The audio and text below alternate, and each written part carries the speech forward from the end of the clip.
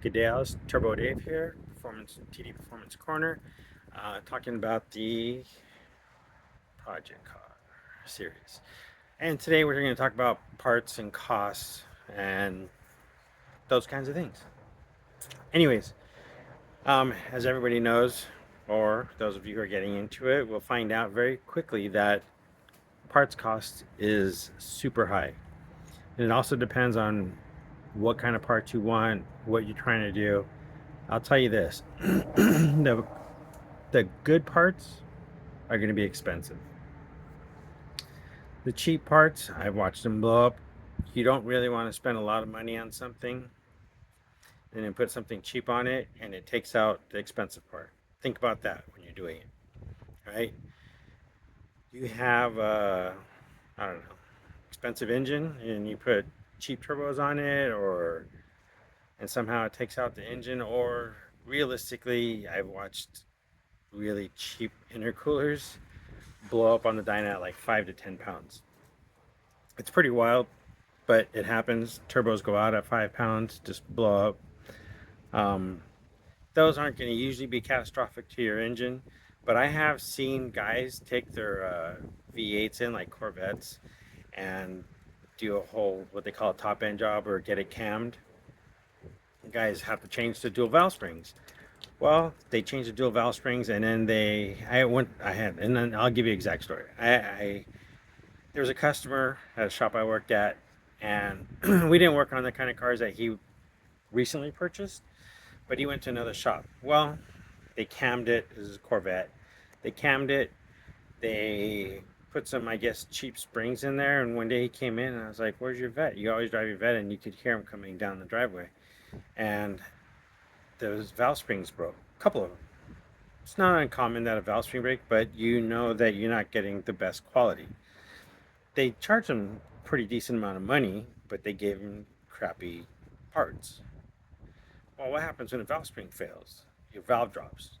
The potential to hit a piston.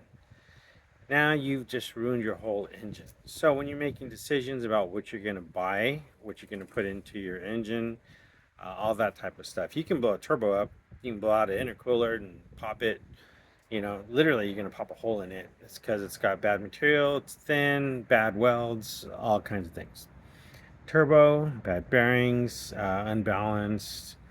They're usually trying to quote unquote reverse engineer something. Well, if they're reverse engineering and building this cheap stuff on it, when everybody goes and buys the cheap stuff and then there's no more expensive turbos, who's going to do the engineering for the good stuff? You've just kind of kicked yourself out of the own market. But, people always say, well, somebody's going to do it. Somebody will do it. And with factory cars coming with more turbos now, there's always going to probably be good turbos, right? At least for now. But parts for cars, doesn't matter what you're doing. And that's why I always say the same thing. Have a guideline. Build a concept of what you want to do. What you're going to use it for. It's just going to be a street car. Without doing this, you end up spending a lot of money. I've been saying it over and over for each video of the project car. I've said, if you don't have an idea of where you're going, you're just going to blow more money. Buy a set of wheels. Oh, I don't like those wheels. Oh, they're not wide enough. Oh, they're too wide. They stick out too much. The offset's wrong. Any number of things, right?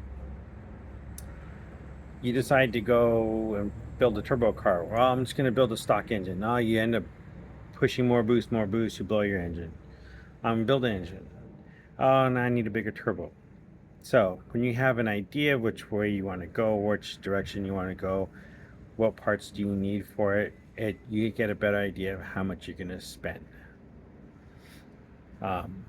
Just like tools, but usually, I'm going to tell you this, usually your parts is probably almost twice as much because you go into it blindly and you just start throwing parts at it, right?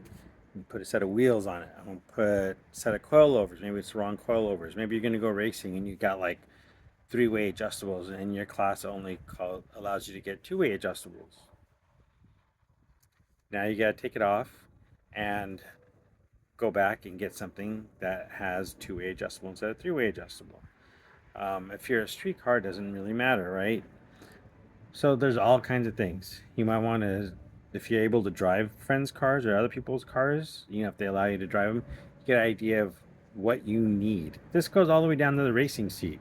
You go buy an expensive racing seat, and all of a sudden, I don't know, it's too big for you, too small for you, whatever. You need to go back and buy a new one. And racing seats aren't cheap, especially if you get into really nice ones. Seatbelts, and do your homework. A lot of guys buy stuff. There's a company called Schroth. They're out of Germany. They have excellent seat belts. Their safety belts are great. 4 point, 5 point, all those. They are really good seat belts, right?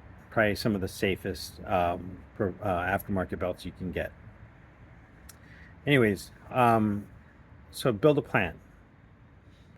Whatever you think you're going to spend, it's going to be more. Guarantee you. You build an engine, there's parts that you are not thinking about. Compensation for those, right? It can be like an engine. Driveline's usually the most overlooked. You build a car. I used to get guys and they're like, I built 1,000 horsepower. How you getting it to the ground? Transmission, drive shaft, differentials. Is he gonna hold it? It's gonna hold the torque, not the horsepower, torque. You gonna get it to hook up really good? Now you get it to hook up, you got all this torque. What's gonna break next? All right, it's Turbo Dave. I'm doing our Project Car series. If you have any questions, please leave them in the comments. Talk to you soon. Bye.